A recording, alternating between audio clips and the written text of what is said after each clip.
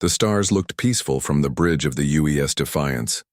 Captain Jake Morrison stood at the main window, watching distant suns shine like tiny diamonds against the black of space. His ship was humanity's pride, a massive dreadnought with enough firepower to level a small moon. The crew of 3,000 worked quietly at their stations, running another routine patrol along the outer edge of human space. Jake had been doing these patrols for 5 years now. Ever since humanity discovered faster-than-light travel, they had been spreading across the galaxy. 12 star systems now held human colonies. New worlds meant new homes for billions of people who had dreamed of touching the stars. Jake felt proud to be part of that dream. The Defiance was their guardian, protecting the trade routes and watching for trouble. "Captain, we have something on sensors," called Lisa Chen from her position at the tactical station. She was young but sharp, one of the best officers Jake had ever worked with.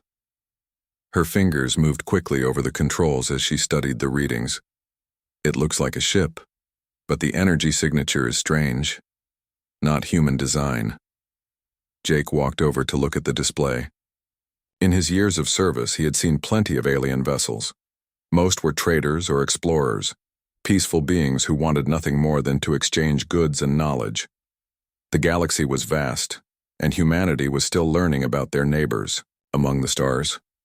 "Distance?" Jake asked. 2 million kilometers and closing. They're moving slowly, almost drifting," Lisa replied. She frowned at her instruments. "Captain, I'm reading massive hull damage. Life support is failing. Whoever they are, they need help fast." Jake nodded. This was what the Defiance was built for, not just war, but rescue missions too. "Signal them. Tell them we're here to help. Carlos, prepare the medical bay for alien visitors." Chief Engineer Carlos Rivera looked up from his station near the back of the bridge. He was a big man with gentle hands, the kind of person who could fix anything and make it work better than before. "Already on it, Captain. Dr. Martinez is getting ready for whatever we find." The alien ship was unlike anything Jake had seen before. It was sleek and silver, shaped like a teardrop with flowing lines that seemed almost alive. But great holes had been torn in its hull, and parts of it were still glowing from recent weapon strikes. Whoever had attacked this vessel had done so with extreme force. "They're responding to our signal," reported Amy Foster from communications. She was quiet but efficient, able to speak 7 different alien languages. "The translation is rough, but they're asking for sanctuary. They say they bring urgent news about humanity." Jake felt a cold touch in his stomach. News about humanity from aliens who had been attacked was never good news.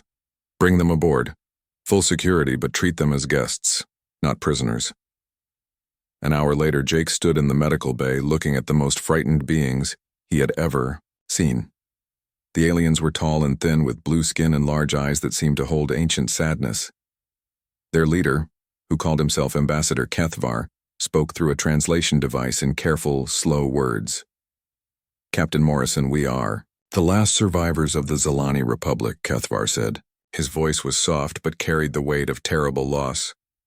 "Our 17 worlds, our billions of people, they are all gone. Destroyed because we made the mistake of trading with humans."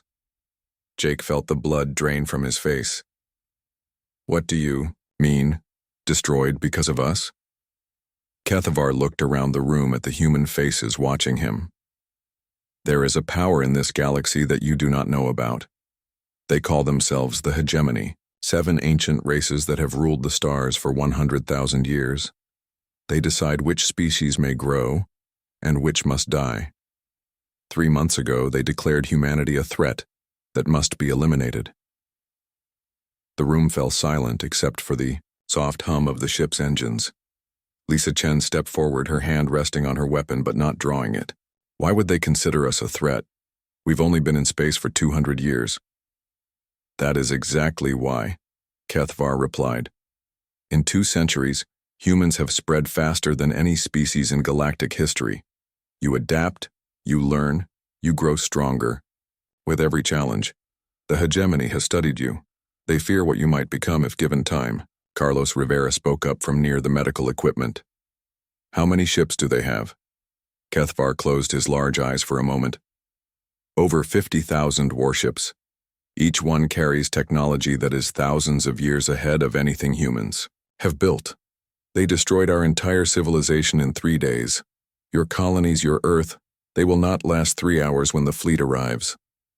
Jake felt his world spinning. 50,000 ships against humanity's few hundred vessels was not a battle, it was an execution. When will they arrive? Soon, Kethvar whispered. They use the old hyperspace gates to move their fleets instantly across vast distances. The gates are already powering up, perhaps days, perhaps hours. Before Jake could respond, the ship's communication system activated with an urgent tone. Admiral Helen Brooks appeared on the main screen, her face grave and lined with worry. She was one of humanity's greatest military leaders, a woman who had never lost a battle. But now she looked like someone who had seen the end of everything she had sworn to protect. Captain Morrison, this is a priority alert to all ships, Admiral Brooks began. Long-range sensors have confirmed the approach of a massive alien fleet, size estimated at over 50,000 vessels of unknown configuration. They will reach Earth in 72 hours. Jake glanced at Kethvar, who nodded sadly. The alien had spoken the truth. Admiral Brooks continued.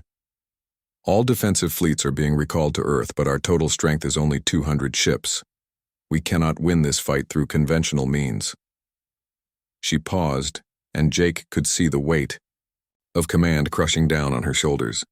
The Defiance is our most advanced vessel, and our only hope of finding an alternative solution.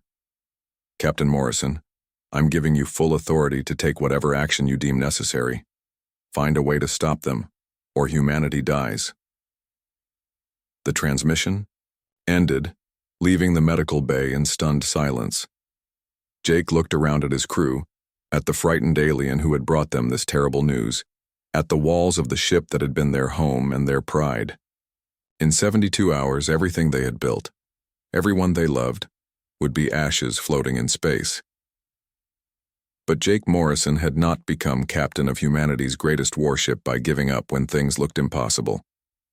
He straightened his shoulders and looked each person in the room in the eye. Then we better get to work, he said. Jake Morrison called an emergency meeting in the ship's main conference room. The senior staff filed in with grim faces, each one knowing that humanity faced its darkest hour. Lisa Chen sat across from Carlos Rivera, while Amy Foster took her place next to Dr. Paul Martinez. The ship's science officer, Sandra Phillips, spread her data tablets across the table. They all looked to Jake for answers he did not have. The situation is simple, Jake began, his voice steady despite the storm in his chest. 50,000. Enemy ships are coming to destroy every human being in the galaxy. We have one ship. The math doesn't look good. Carlos Rivera leaned forward in his chair. Captain, I've been thinking about this. Maybe we can't fight their entire fleet, but what if we don't have to? Kethvar mentioned they use hyperspace gates to move their ships. What if we could damage those gates somehow? Amy Foster pulled up a star chart on the room's main display. I've been analyzing the communication signals we've intercepted. The aliens are definitely using some kind of network to coordinate their movements. If we could disrupt that network, we could scatter their fleet across half the galaxy, Lisa. Chen finished. But how do we get close to something that important? It would be the most heavily defended target in their entire empire. Sandra Phillips activated her datapad and shared its contents with the room's display system. I've been studying the energy readings from Kethvar's ship. The weapons that attacked them used a very specific type of plasma technology. By analyzing the damage patterns, I think I can locate the source of those weapons. If they came from ships near the hyperspace network, we might be able to find it. Jake studied the information flowing across the screens. It was a long shot, but it was the only shot they had. Carlos, what kind of weapons do we have that might damage a hyperspace gate? The chief engineer's eyes lit up with sudden inspiration. Captain, remember that experimental quantum torpedo we've been carrying? Dr. Martin Webb designed it for mining operations, but the quantum field it generates is incredibly powerful. If we could detonate it near the gate's power source, the chain reaction might be enough to overload the entire network. Might be enough, Jake repeated. What are the odds of success? Carlos looked uncomfortable. Honestly, Captain, maybe 30%. And that's assuming we can get close enough to the gate to deploy the weapon. The explosion would be so massive that any ship within 1,000 kilometers would be vaporized instantly. The room fell quiet, as the meaning of Carlos's words sank in. They were not just talking about a dangerous mission. They were talking about suicide. Jake looked around the table at his officers, people he had served with for years, people who had become like family to him. So our choice is clear, Jake said slowly. We can try to run and hide while humanity burns, or we can give our lives to save everyone we've ever cared about. Dr. Paul Martinez spoke for the first time since entering the room. Captain, I need to be clear about something. If we do this, if we sacrifice the Defiance to destroy their network, there will be no rescue, no last-minute escape. We all die. Every single person on this ship. I understand, Doctor, Jake replied. But if we don't do this, every person on Earth dies, every human colony dies. Our entire species becomes extinct. At least this way, we have a chance to save them. Lisa Chen stood up from her chair. Captain, I volunteer to stay aboard for the mission. So do I, said Carlos Rivera. And me, added Amy Foster. One by one, every officer in the room volunteered to remain on the ship for what would certainly be their final mission. Jake felt his heart swell with pride and break with sorrow. At the same time, these were the best people he had ever known, and he was about to lead them all to their deaths. I'll need to address the entire crew, Jake said. Everyone deserves to know what we're planning, and everyone deserves a choice.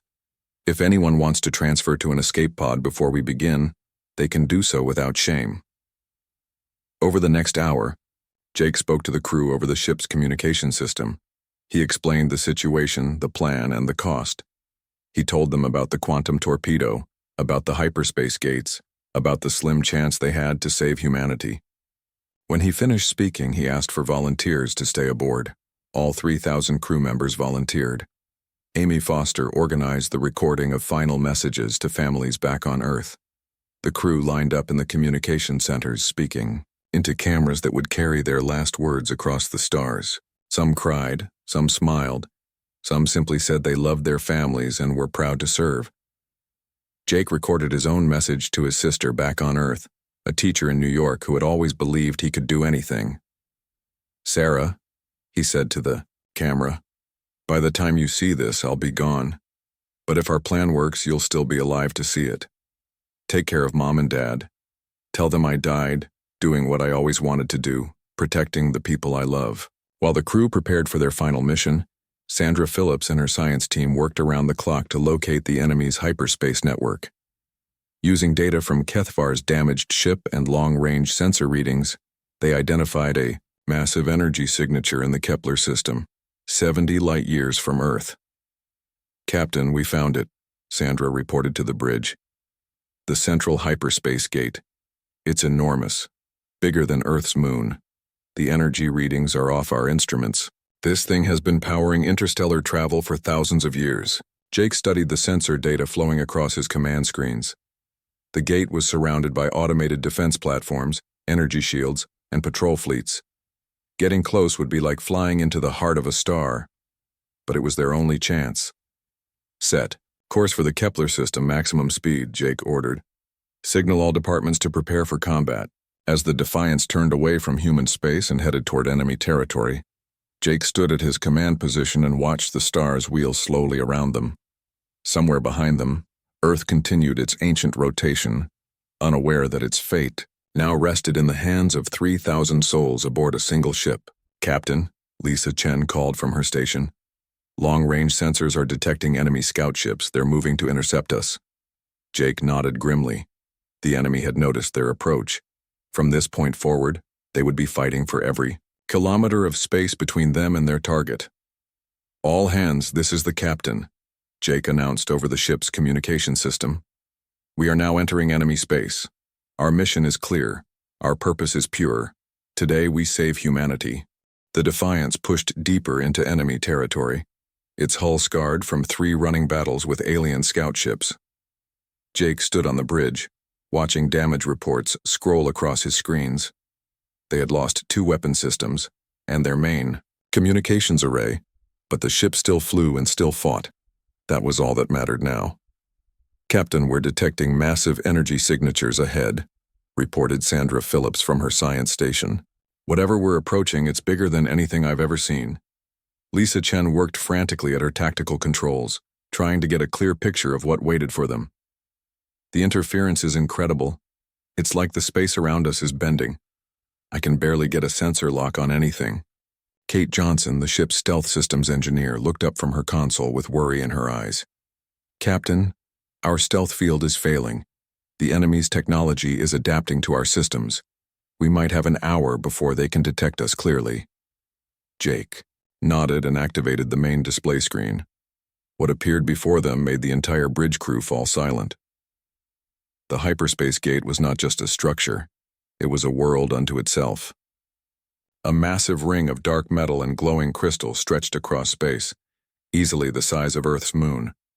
Ancient alien symbols covered its surface, pulsing with power that had flowed through the galaxy for 100,000 years. "My God," whispered Dr. Martinez as he entered the bridge. "How do we destroy something like that?" Surrounding the gate were defense platforms that defied human understanding. Each one was the size of a city, bristling with weapons that seemed to bend space itself. Energy shields flickered around them like aurora, beautiful and deadly. Patrol ships moved in patterns that looked like art, their hulls made of materials that shifted color with the light. Sandra Phillips studied her instruments with growing amazement and fear. "Captain, these readings don't make sense. The gate is generating enough power to run our entire civilization for 1,000,000 years. The technology here is so advanced that I can barely measure it." "Can our quantum torpedo destroy it?" Jake asked. Sandra hesitated before answering. "Maybe, if we can get it to the power core at the center of the gate, but, Captain, there are automated defenses surrounding that core, weapons that I don't even have names for, energy fields that could tear our ship apart molecule by molecule." Amy Foster suddenly looked up from her communication station, her face pale with shock. "Captain, I'm intercepting enemy transmissions. They're not just planning to destroy our colonies, they're studying us. They want to understand how humans think, how we adapt so quickly. They're dissecting human prisoners to learn our secrets." Jake felt rage burn in his chest like a physical fire. It was one thing to face an enemy in open battle, another thing entirely to learn they were torturing innocent people for scientific research. "What else are they saying?" "They're calling us the chaos species. They say humans are too unpredictable, too dangerous to the galactic order. They've been planning our elimination for decades, just waiting for the right moment." Amy's voice shook with anger. "Captain, they're not just afraid of our technology. They're afraid of the way we think." Carlos Rivera spoke up from his engineering station. "Maybe that's our advantage. They've been studying us, but they still don't understand us. No species that thinks like them would attempt what we're attempting. They can't predict what we'll do because they would never do it themselves." The ship suddenly shook as enemy fire struck their shields. Lieutenant Dan Cooper, manning the tactical station, called out urgently, "Captain, 3 enemy frigates closing. Fast. They've found us." Jake watched the tactical display as sleek alien ships moved to intercept the Defiance. Their hulls were like flowing water, changing shape as they moved. Weapons that looked like liquid light reached out toward the human ship. "Return fire," Jake ordered. "All available weapons." The Defiance's gun spoke with the voice of human defiance. Plasma bolts and missile strikes reached across space to hammer against alien shields. The enemy ships were fast and graceful, but they had never faced weapons designed by humans. The first frigate exploded in a ball of silver fire. "Good shooting," Jake called to his crew. But even as he spoke, more enemy ships appeared on sensors. The aliens were closing in from all directions, trying to trap the Defiance before it could reach the gate. In the middle of the battle, Amy Foster received a transmission that made her cry out in despair. "Captain, I'm getting a signal from Earth. The first enemy ships have arrived. They're attacking the outer colonies." Jake closed his eyes for a moment, seeing in his mind the worlds he had helped establish, the families he had sworn to protect. New Boston was burning. Port Victoria was under bombardment. Millions of people were dying while he fought his way through enemy space, still hours away from his target. "How long do we have?" he asked quietly. "Earth's defense fleet is fighting hard, but they're outnumbered 100 to 1. Maybe 6 hours before the planet's orbital defenses fail completely. 6 hours to cover the remaining distance to the gate, fight through its defenses, and detonate the quantum torpedo." Jake looked around his bridge at the men and women who had volunteered to die for humanity's future. They were tired, scared, and facing impossible odds, but none of them had given up. "All hands, this is the captain," Jake announced over the ship's communication system. "Earth is under attack. Our families, our friends, everyone we've ever loved is fighting for their lives right now. We are their only hope. We will reach that gate, and we will destroy it, no matter what stands in our way." The Defiance pushed forward through waves of enemy fighters. Each battle cost them more systems, more crew members, more time they could not afford to lose. But Jake's people fought with the desperate fury of those who had nothing left to lose except the future of their species. As they approached the outer defenses of the hyperspace gate, Sandra Phillips made a discovery that changed everything. "Captain, I'm detecting other ships near the gate. They're not hegemony vessels. The energy signatures match the design of Kethvar's ship." "Zelani survivors?" Jake asked. "More than that. I'm reading ships from at least 6 different species, all of them showing battle damage, all of them moving toward the gate." Amy Foster's voice carried new hope. "Captain, I think we inspired them. Other races are fighting back against the hegemony." Jake felt something he had not expected to feel. Again, hope. Humanity was not alone in this fight. Other species had seen their defiance and chosen to stand with them against the ancient tyranny that had ruled the galaxy for so long. "Open a channel to all friendly ships," Jake ordered. "Tell them we're going for the power core. Tell them that today we end the hegemony's reign of terror." The massive gate loomed before them, its ancient power casting strange shadows across space. Somewhere beyond its defenses lay the core that powered the network, keeping 50,000 enemy ships in formation. Jake Morrison and his crew had come further than any human had ever traveled, deeper into enemy space than anyone thought possible. Now came the hardest part. The final assault began with the fury of a dying star. The Defiance led a desperate charge of alien survivors toward the hyperspace gate's outer defenses. Zelani ships with crystalline hulls fought alongside vessels from the peaceful Etherian collective. Small fighter craft from a dozen different worlds swarmed around the human Dreadnought like angry hornets protecting their hive. Jake watched the tactical display as enemy defense platforms swiveled to meet their attack. The weapons that emerged from those ancient structures were like nothing human science could explain. Beams of twisted space reached out to crush attacking ships, while energy nets tried to trap the faster fighters. The gate's automated systems had been designed to stop entire fleets, and they were doing their job with terrifying efficiency. Direct hit on Deck 7, called Carlos Rivera from his damage control station. The chief engineer's uniform was torn and stained with coolant fluid from a ruptured pipe, but his hands never stopped moving across his controls. "I've sealed the breach, but we're losing structural integrity fast." Lisa Chen fired the ship's main guns at a defense platform the size of a city. The human weapons struck alien shields and flared like lightning, but the platform continued to function. "Captain, our weapons are barely scratching their defenses. These things have been built to last forever." Dr. Martinez's voice came over, the communication system from the medical bay. "Casualty report to the bridge. We've lost 43 crew members with over 200 wounded. Sickbay is running out of space."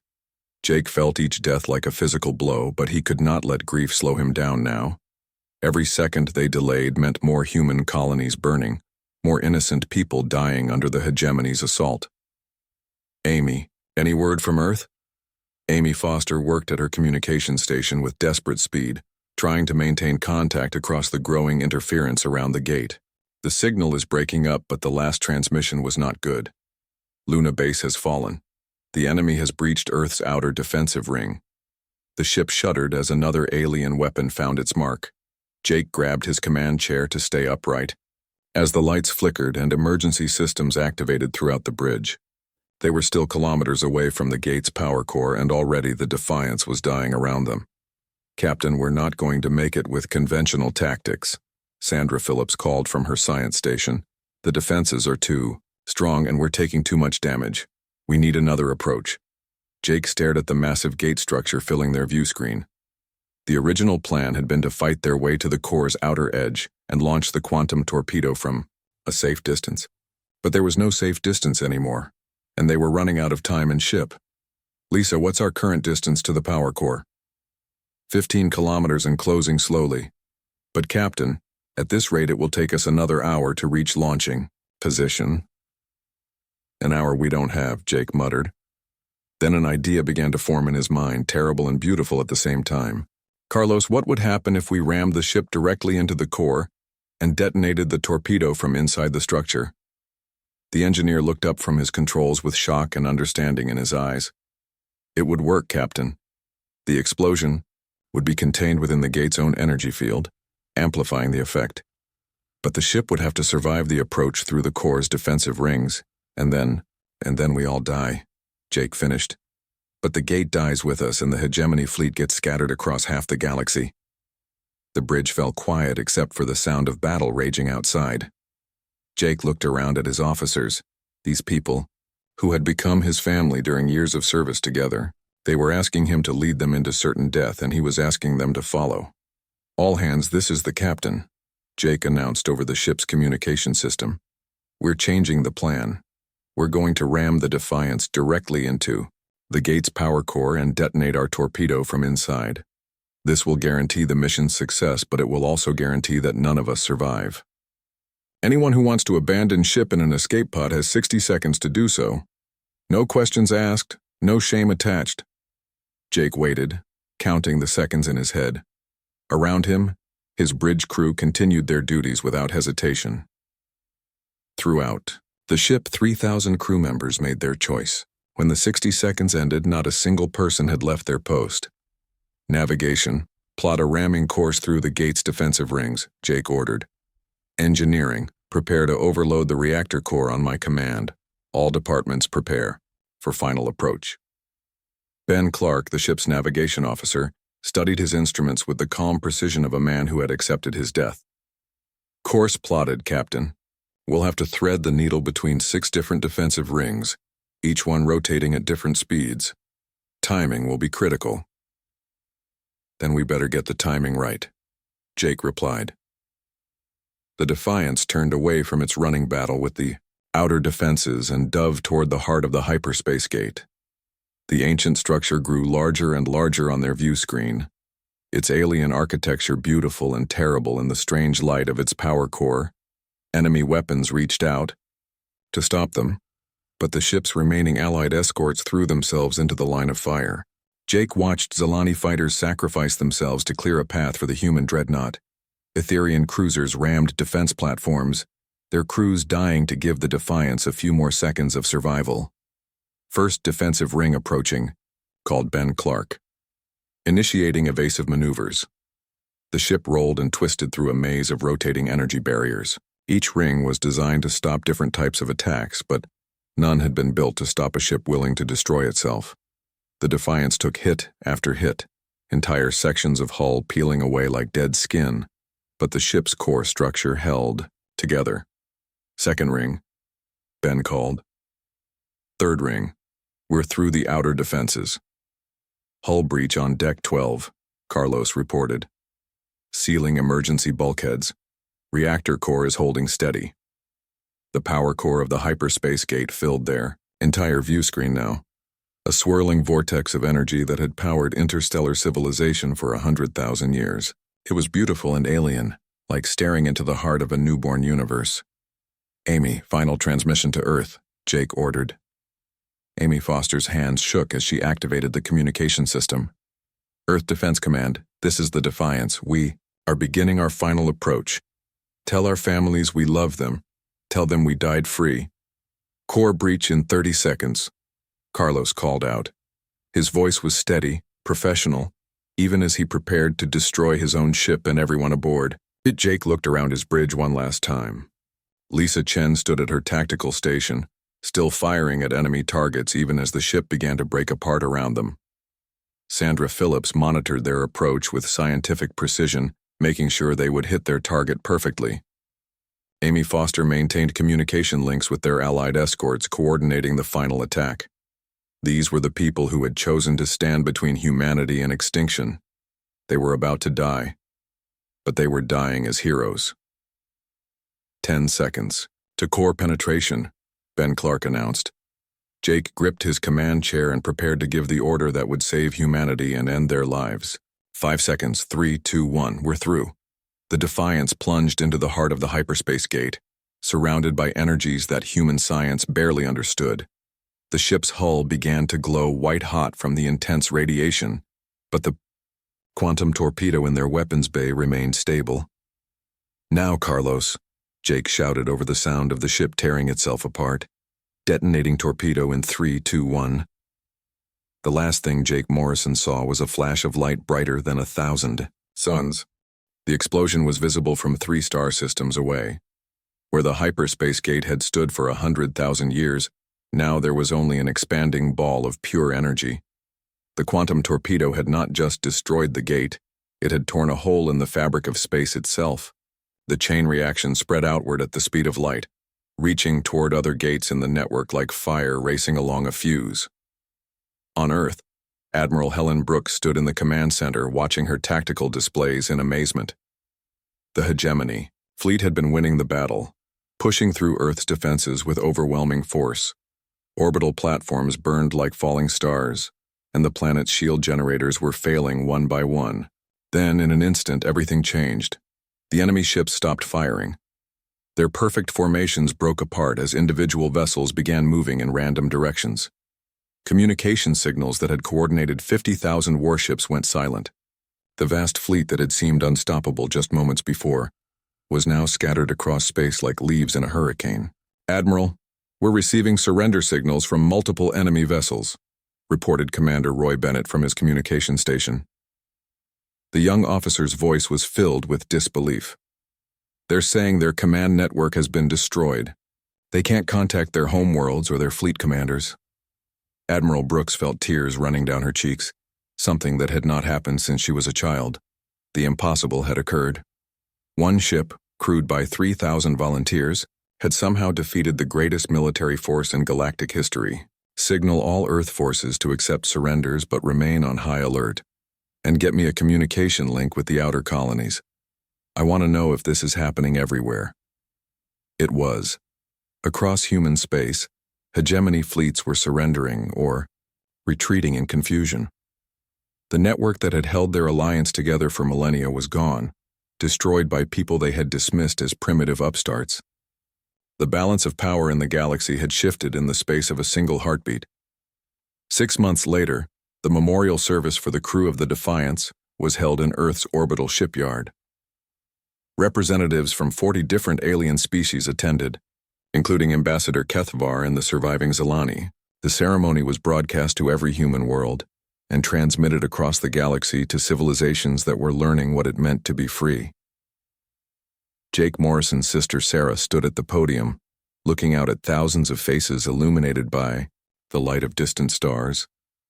She had never expected to speak for her brother at a ceremony like this. In her mind, Jake had always been the adventurous one, the dreamer who wanted to touch the stars. Now he was gone, but his dream lived on in the faces of every person who had survived because of his sacrifice. My brother Jake used to tell me that humans were meant for the stars, Sarah began, her voice carrying clearly through the ship's communication system. He said we were explorers, not conquerors. We were builders, not destroyers. Today I know he was right because 3,000 explorers and builders gave their lives to save billions of people they had never met. In the crowd, Admiral Brooks listened to the speech while watching construction crews work on humanity's newest Dreadnought.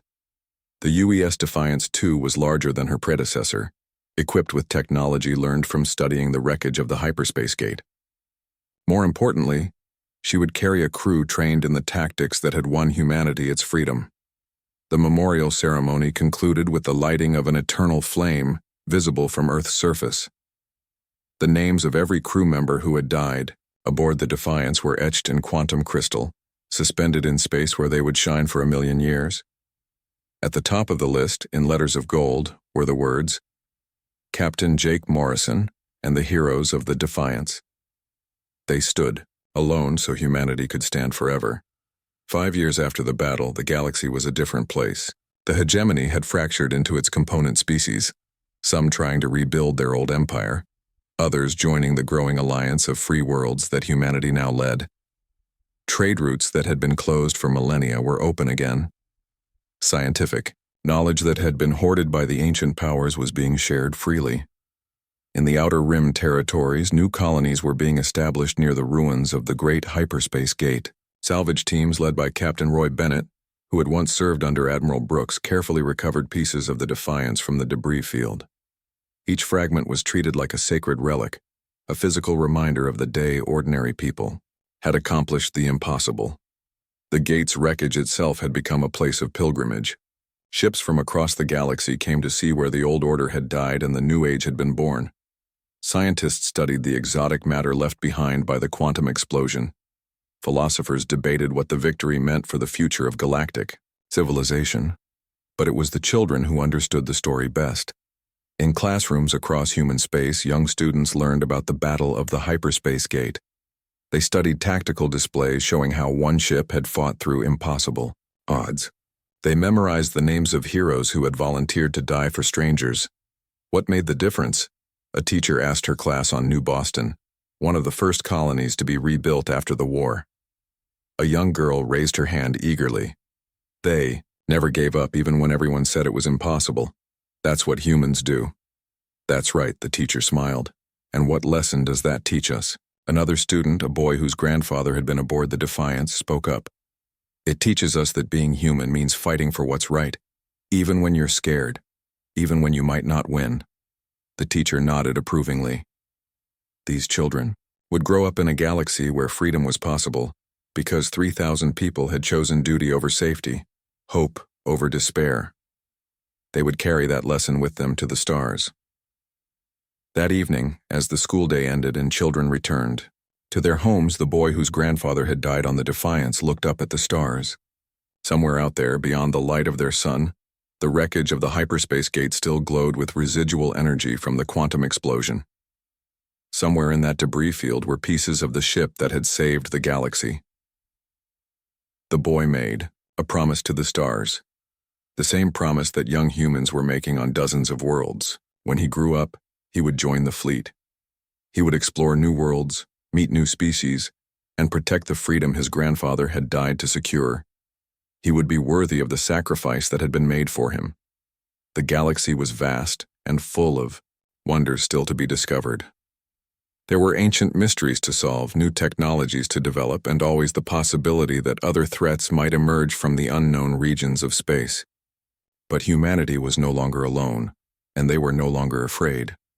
The words that had become humanity's unofficial motto in the years following the battle were inscribed on every ship, taught in every school, and remembered in every heart. When the galaxy stood against us, we stood against the galaxy, and we won. In the end, that was what it meant to be human. Not superior technology or overwhelming force, but the simple refusal to surrender when everything seemed lost. It was the willingness to sacrifice everything for the chance that others might live free. Jake Morrison and his crew had understood that truth, and their understanding had changed the galaxy forever.